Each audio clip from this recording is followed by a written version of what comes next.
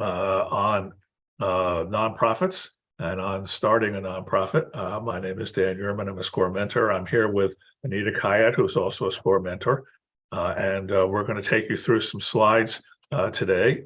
First, I'm going to talk a little bit about SCORE, its mission, vision, and goals and services. So this is the commercial, and then we'll get into the meat of the webinar. SCORE was formed in 1964 as a resource to partner with the U.S. Small Business Administration, whose mission is to help aspiring and existing businesses succeed. Since then, SCORE has helped over 11 million people in pursuit of their business goals. Our mission is to foster a vibrant small business communities through mentoring and education.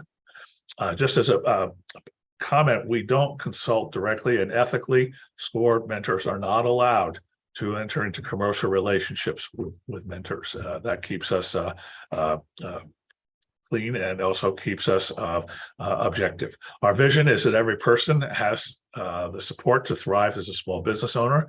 And our core value is that our clients' success is our success. We help small businesses by providing free business advice and mentoring. We offer low cost or no cost training. In Cleveland, all of our training is no cost.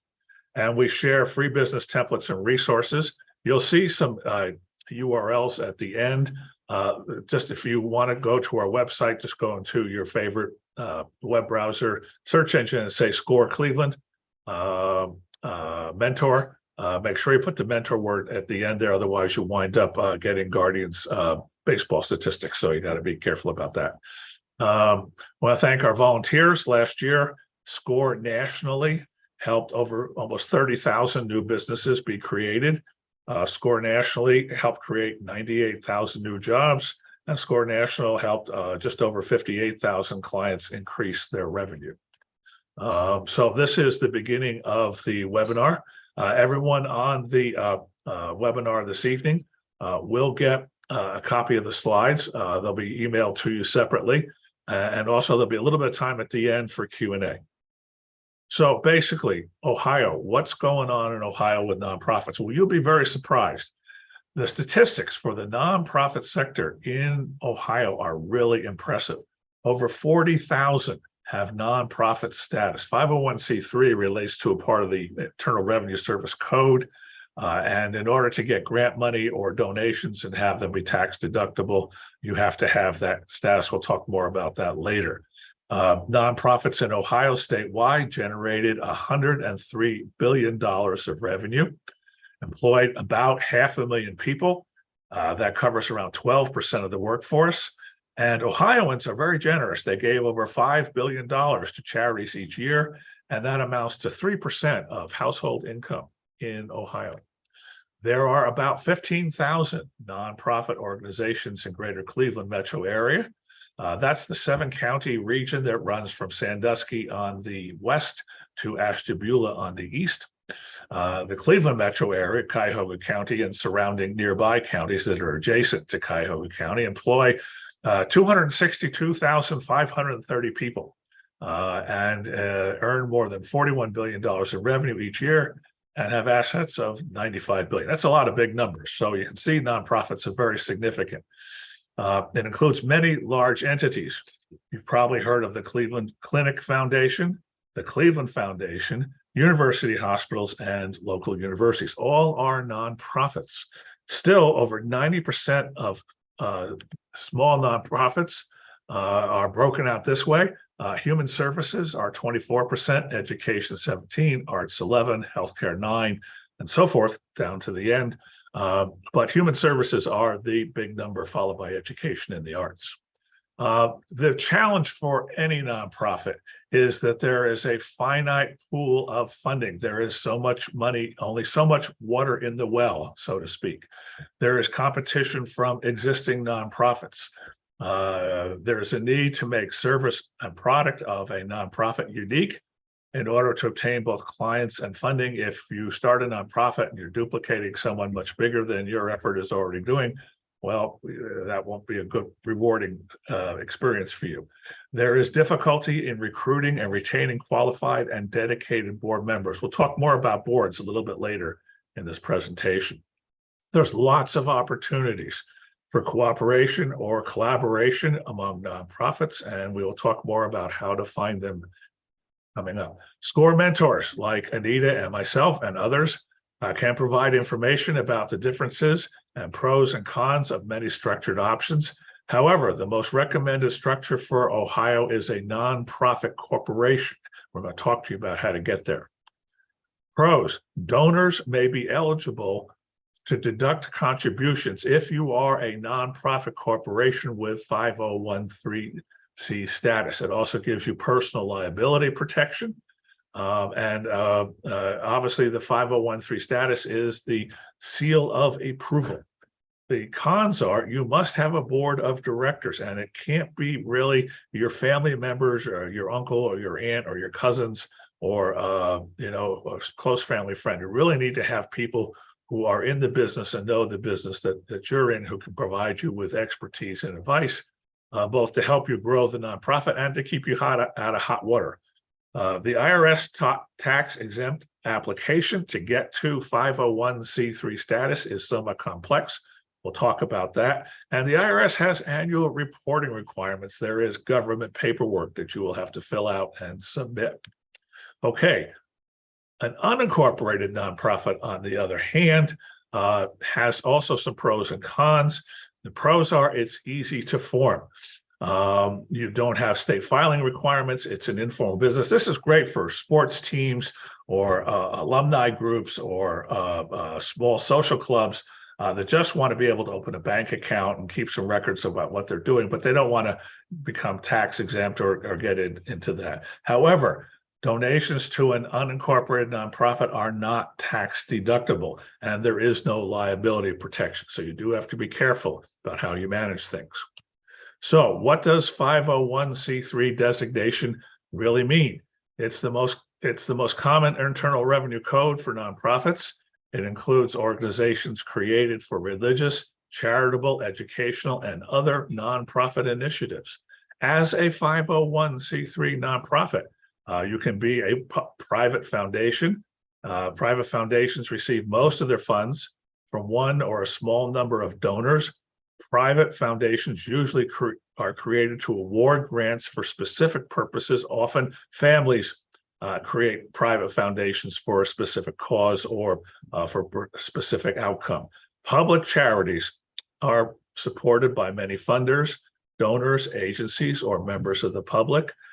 Community foundations are generally classified as public charities.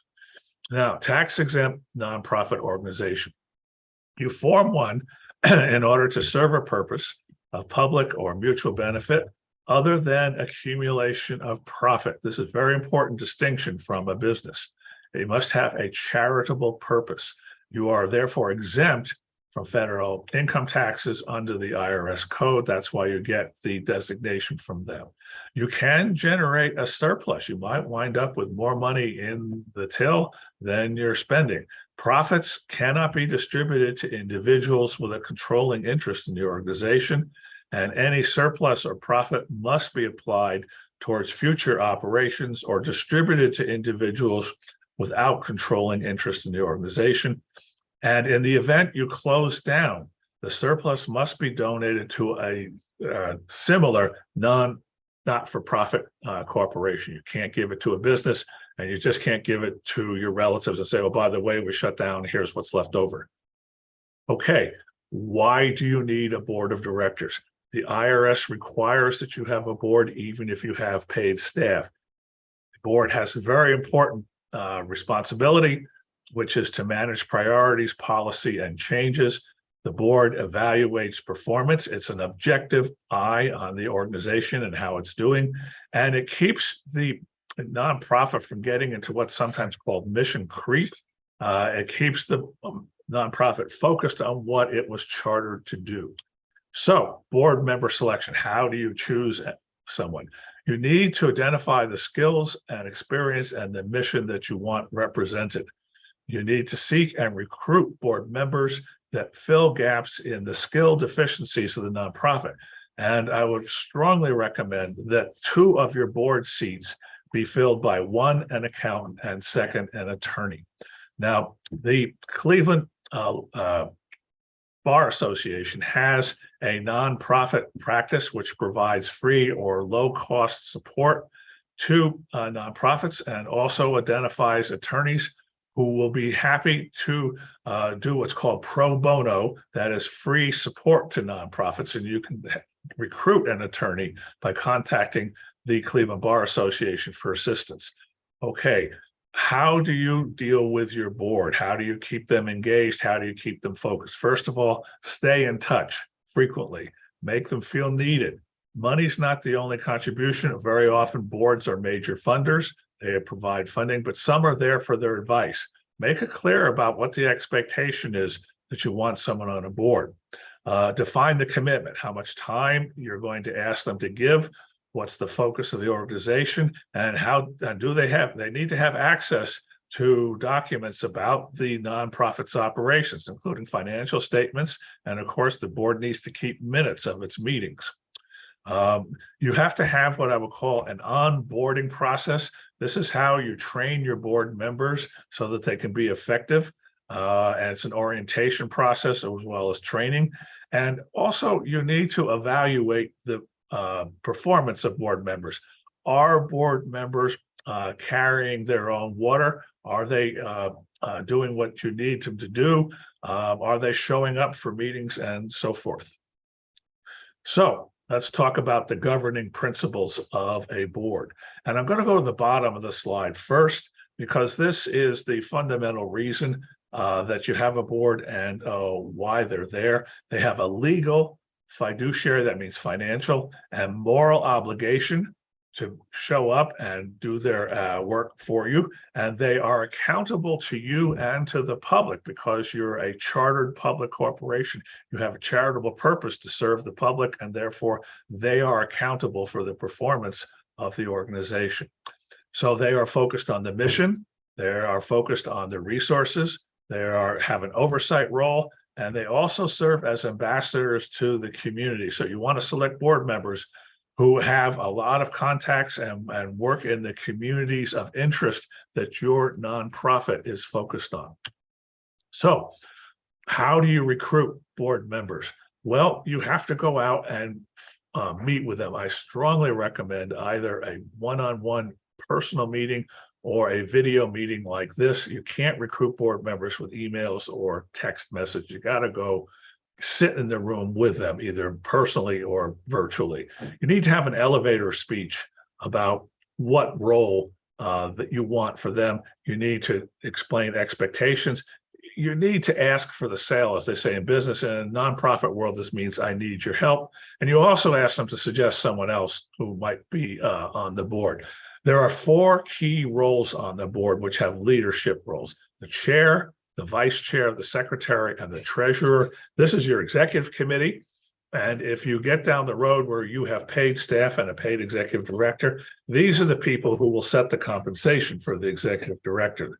And so you need to pick these people very carefully. They need to be fair, they need to be impartial, and they need to be competent. So, founding stages of the board. It's typical for new organizations, only a few people. Board members might be active in daily operations. Excuse me. A minimum of 3 are required by the IRS rule.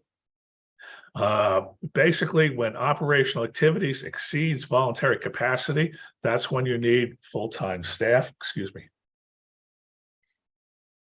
The board handles policy, strategic direction, and oversight. The board hires the executive director, can also fire them, and the executive director hires staff and manages operations. So what are some challenges?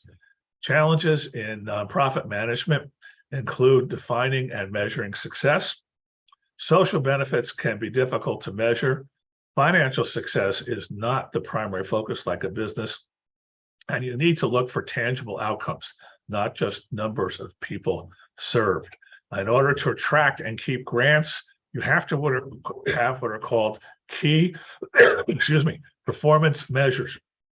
This means attracting, and those are called KPIs for short, attracting and motivating people. People are motivated by the mission. Some people are motivated by involvement. Compensation has limited value as a management tool. People come to a nonprofit because they align with the mission. The mission is something that they want to work on. They're inspired by the mission of the nonprofit. It's a very important element of getting people to work with you, become employees, to become board members. And there also may be extensive use of volunteers to do staff work. Governance and accountability. Here's where we're going to get into some stuff that is what the government expects. There's going to be a fair amount of this in this presentation. You're going to feel overwhelmed by it. That's why we're sending you the slides. This is why you need an attorney in order to incorporate, because the paperwork can be a little challenging if you've never gone down this road before. And you'll also need an accountant to prepare a financial statement. So as you look at this material and we go through it, don't feel that you have to master it just from this presentation. Your accountant and your attorney will walk you through it. So there's help at the end of the tunnel. Okay, you have to file annually with the IRS. You have to have a conflict of interest policy. You also have to have a policy if you pay your board members a fee, either to cover their expenses or for their time. You're not audited in Ohio, but you do have to file tax return. And there are strict filing deadlines. This is just where your accountant can help you. You have to have documentation if you have paid staff, how well are people being paid. And the board has a right to know and an obligation to ask about your operations and management. You can't keep stuff from the board. So where does the money come from? Well, basically there's earned money. This is on the left side. You have fees for goods and services. You have fees for goods and services that are provided. You get private contributions, government grants. You might even have some money to put in the money market or invest, and there might be in-kind contributions. So this is 2014 data, but the mix hasn't changed that much. Basically, you get two kinds of money. You get money from restricted, which means it's for a specific purpose, and you also get unrestricted funds. Foundations have long timelines for grants. Takes time. It's never a case of add water and microwave. You need to start early if you're going to be pursuing foundation grants. Funders and donors focus on effectiveness. Remember I mentioned KPIs? They're going to ask you to measure specific things that you do if they give you money. You can get funding for program support. You also want to make sure that when you do grant applications, and there's a webinar, by the way, that SCORE offers on writing grants, you need to calculate what's called your overhead, which is like rent, telephone, office equipment, and so forth, and make sure you put that in your grant application. Otherwise, you won't be able to cover those costs. You need to have funding for capital expenditures. Will come either from endowments or specific fundraising. For instance, let's suppose you have a food bank and you want to raise money for a truck to deliver the food. This would be a capital campaign. Trucks, what, $60,000, $80,000 for a large box truck. That's a good example. And basically funding just for administration and overhead are difficult, which is why you want to include your overhead rate in any grant application. And you need to understand from your accountant what represents a reasonable rate. If you put too high a rate in, your grant application might be rejected. Okay, so let's talk about the proposal information. There's a book here called The Guide to Effective Grant Writing. That will be covered more in the webinar on grant proposals. But if you want to go out and get something right away, you can probably get this on Amazon. You can get it as a Kindle electronic, which is dirt cheap, or if you want the paperback, they probably have that too. So basically, this is an outline of what your proposal looks like. Organizational goals and objectives, who's on the staff and the board, what your track record is. It's hard, by the way, to get funding from a foundation if you're just starting up. You usually have to have some performance over a year or two, maybe 3 years, to show that your oars are in the water and you're going in the right direction. You have to have information on your finances, financial statements. Your accountant helps you with that. And then you lay out the funding request. And basically, a lot of grant applications have a rather rigid format for how they want to see that information. Follow the format, don't freelance. Pay attention to what they want, what information they want in the form, because if you put the information in other places, they'll get confused and then you won't get the money. Okay, how to get started. document your mission, draw up articles of incorporation, select a name. Naming is very important. It's kind of like branding in a business.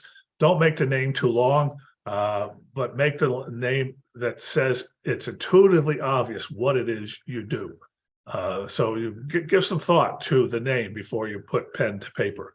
Register the name and incorporate as a nonprofit. There's a $99 filing fee. Select your board members. You also have to have bylaws, which lay out the basic way you operate the nonprofit. There are canned bylaws you can download off the internet, and you can adapt them. So there's plenty of examples out there that you can use. You don't have to write them from scratch. You'll need a business plan, just like a business, and you'll need a budget. You'll need to project your cash flow, where the money is going to come from. And you probably need to look out 2 or 3 years and also have a fundraising strategy. And the first person you want to bring on board to work with you on your nonprofit is someone who knows how to raise funds. If you try and build a nonprofit by yourself as the head of it and raise the funds, if you spend 50% of your time raising funds and another 10 to 20% with all the other stuff, for every dollar you raise, you're getting 30 cents of actual performance. So you want that fundraising person close at hand as soon as possible. There are 2 IRS forms, Form 1023 and 1023 Easy. I'm going to talk about those in just a minute. Again, your accountant and your lawyer will help you with those forms. Don't stress if you see a lot of complicated stuff on these slides. Those guys are there to, or women are there to give you a hand. The Ohio also requires you to register with them. This is a list of stuff that you have to file. I'm not going to rattle through it right now. You can read it on the slides when you get them. Basically, here are some things you really need to do. It's not a case of you do all this stuff and file this paperwork and you're done. You need to update your business plan at least once or twice a year, because change is the most important factor that you'll have to deal with, and your business plan is the way to figure out how you're going to deal with it. Always be learning about what you're doing with your nonprofit. Keep an eye on trends in the nonprofit area of practice that you're in. Go out on the internet, read nonprofit news or news in your industry or wherever it is you're working to keep up with what's going on, and build a network. Use social media. Have a good website that also has a good way for people to contact you. A lot of websites have a contact me form. That's really a good way to do it, and that way people can get a hold of you. Key elements of your business plan.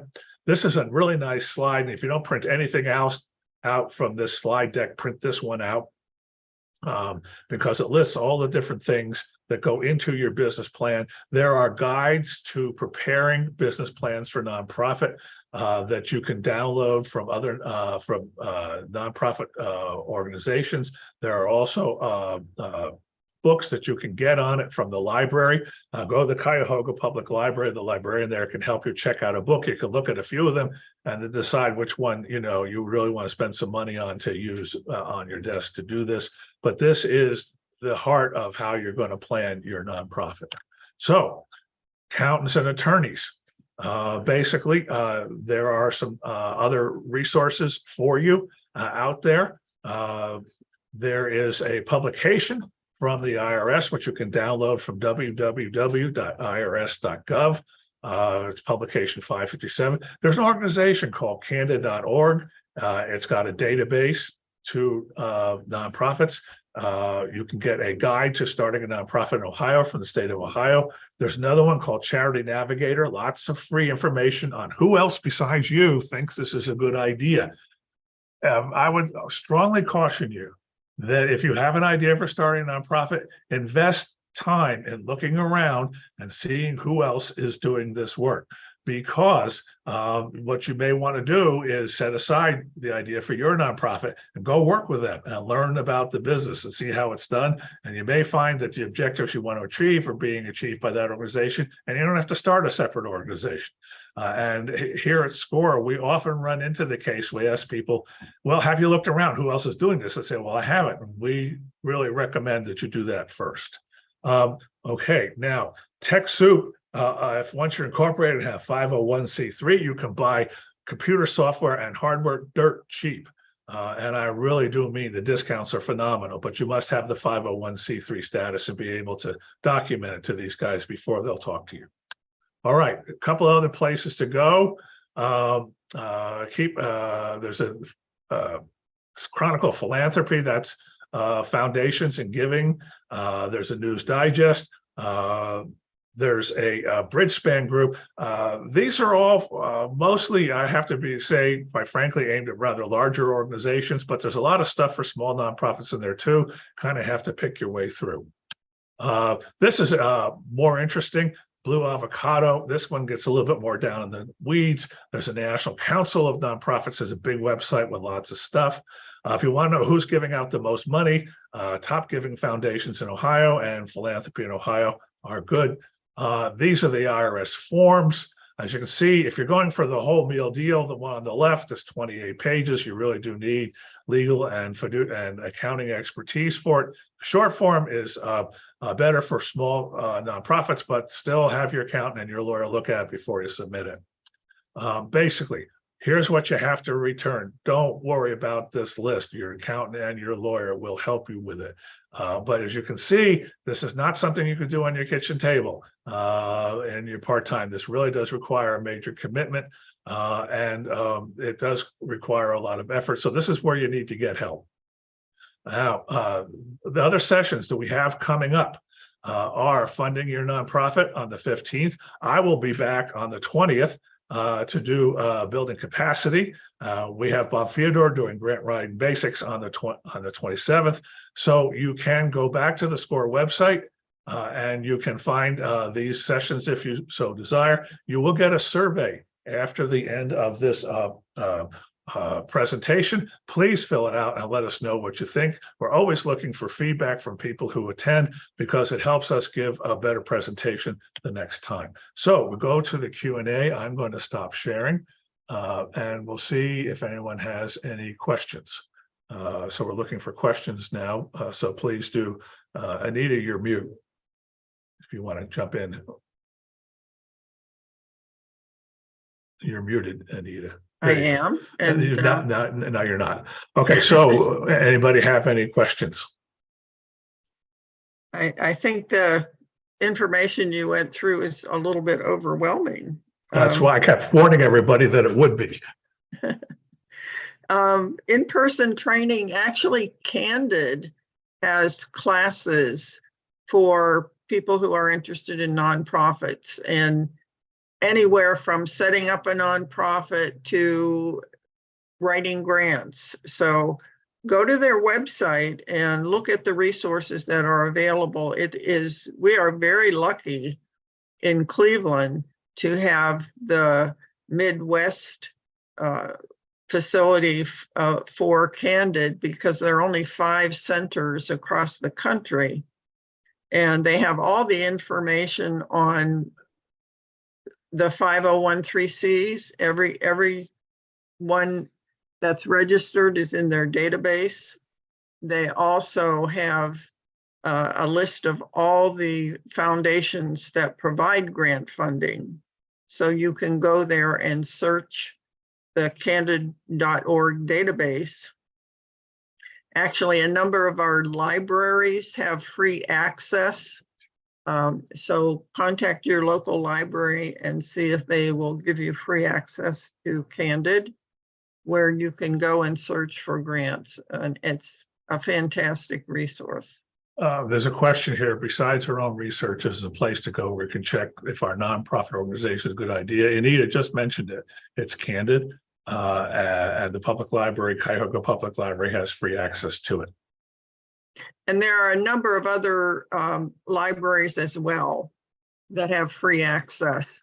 I know Westlake does, Twinsburg, Cleveland Heights, and a few others as well. So just check with your local library or with the Downtown Cleveland Library.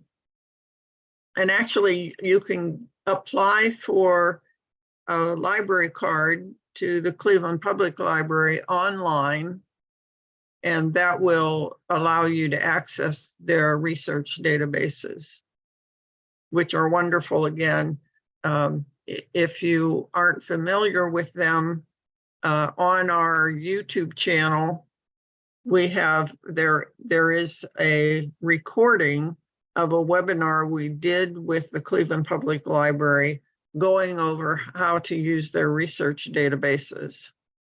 So you could go to our website and I better check and make sure it's on our website, but it's on our YouTube channel.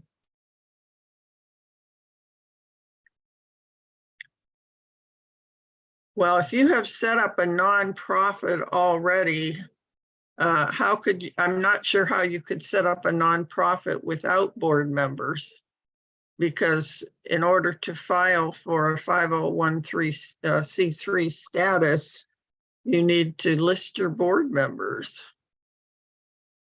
So, but if you don't have board members, you absolutely need them in order to get your board, your organization working. You need contributions from other people besides yourself. And as Dan mentioned, certainly an attorney and an accountant are wonderful in helping you. And also think about a member of the community that you want to serve being on your board. That's always helpful as well. Okay, we have another question from Jonathan Bird. Is it better to start a group first to gauge its popularity or usefulness before formally launching a nonprofit? This question is related to my interest in starting an outdoors related group for LGBTQ and HIV positive community. Yeah, that's nothing wrong with that. Especially if you aren't soliciting donations other than for maybe the expenses of a coffee or a no-host lunch or something like that.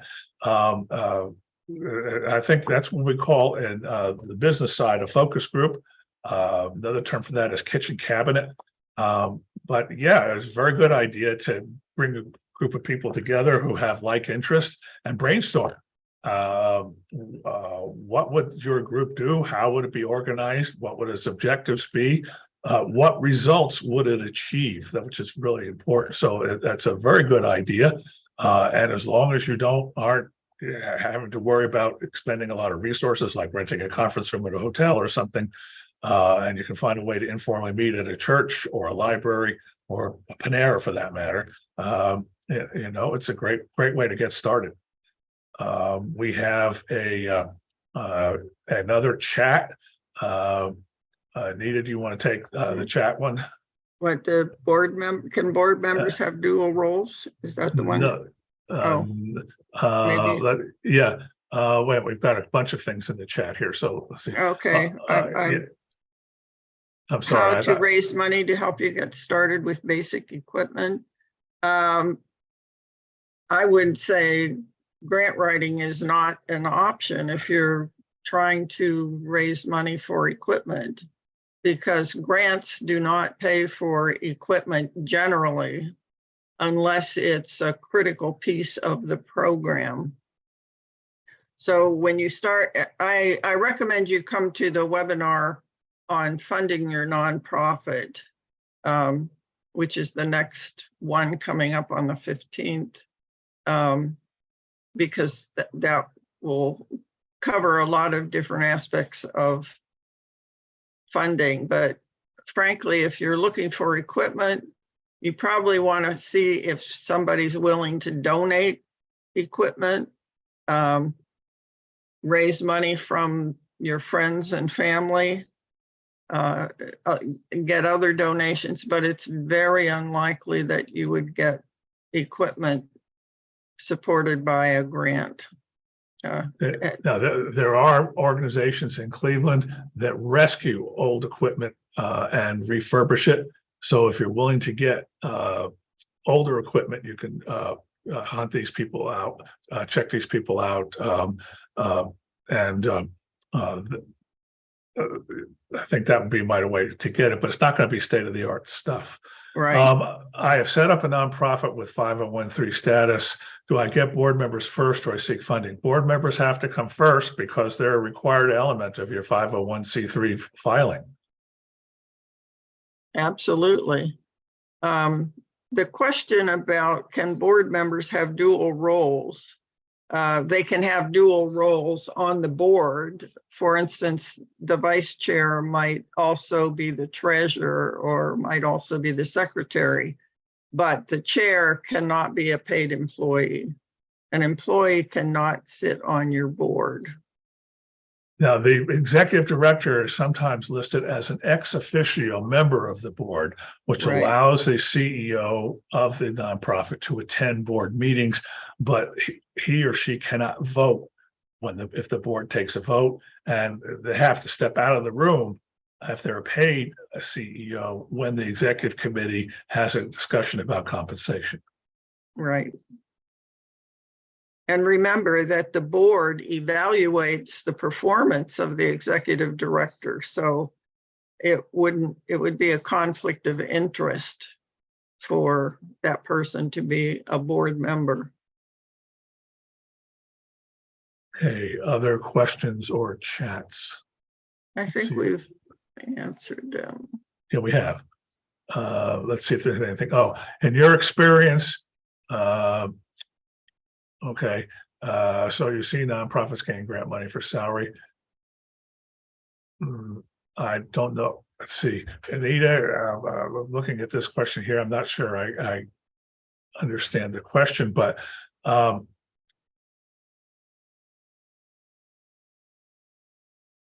well, I mean, certainly if you're talking about getting money in from grants, you can certainly put salaries for consultants, but frankly, when you're doing a startup, it's very hard to get money for any salaries. You mostly are depending on your volunteer board members to help you get started.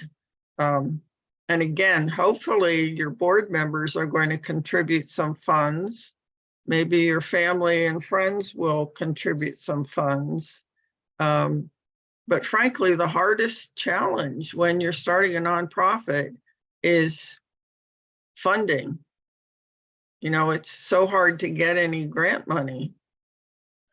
Your ability to get grant money is going to come after you've had a couple of years, quite frankly, of sustained operations, and Right. You've demonstrated support from the community by successful fundraising that has made you financially stable.